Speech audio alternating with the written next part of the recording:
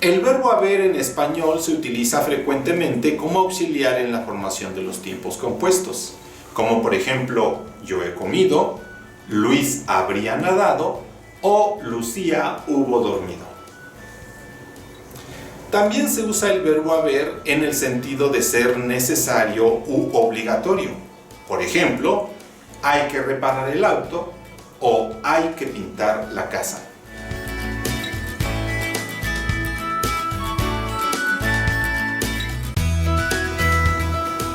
En la lengua de señas mexicana no existen los tiempos compuestos, por lo tanto no se utiliza el verbo haber como auxiliar en estos tiempos. Tampoco se utiliza el verbo haber en el sentido de ser necesario u obligatorio, como por ejemplo en la oración hay que pintar la casa.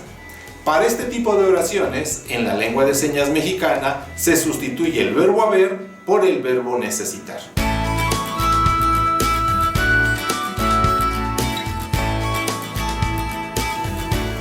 El verbo haber en la lengua de señas mexicana solo se utiliza en su forma impersonal en el sentido de estar o existir, en sus variantes hay, hubo y habrá.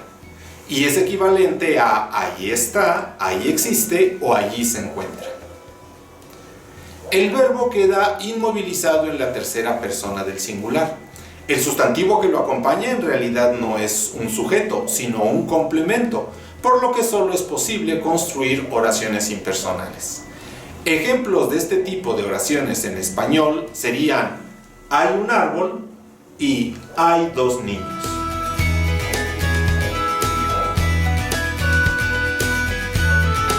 En la lengua de señas mexicana, la seña de hay puede ir antes o después del sustantivo.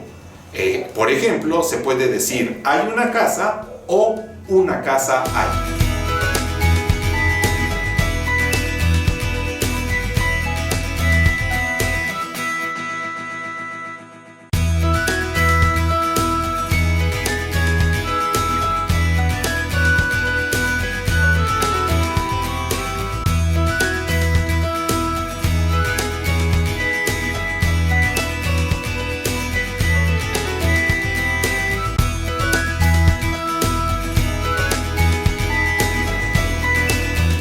Existe una seña negativa para el verbo haber, la cual tiene la negación implícita y que equivale a no hay.